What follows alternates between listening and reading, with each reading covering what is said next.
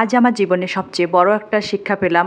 ছোট একটা ভুল কিভাবে বড় সমস্যায় ফেলতে পারে তা বুঝলাম নিজের অভিজ্ঞতা থেকে।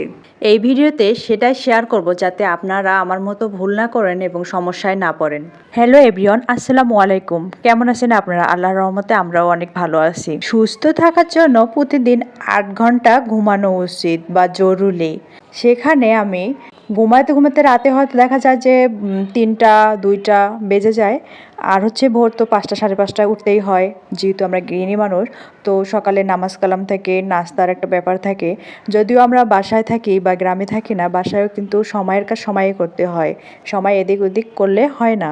তো আমরা ফোন একবার হাতে নিলে বুঝি না যে কখন ১টা বাজে বা কখন রাত ৩টা বাজে। হয়তো বা রাতে ঠিকমতো ঘুম হয় না, আর দিনের বেলা তো ঘুমাই না।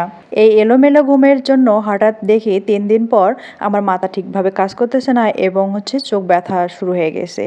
আর এতে করে বুঝতে পারি যে ঘুম কতটা জরুরি। আমি টানা ৩ দিন এভাবে না ঘুমিয়ে রাত জেগেছি জন্য আমার এত সমস্যা হয়েছে।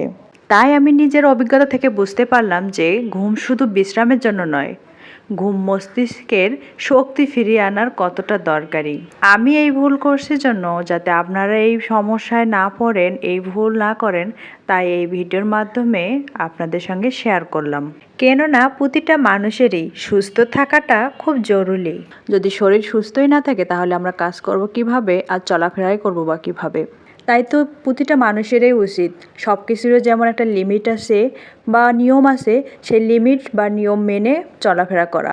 আপনাদের সঙ্গে কথা বলতে বলতে আমার সকালের নাস্তা রেডি হয়ে গেছে এবং দুপুরের রান্নার জন্য আয়োজন করব।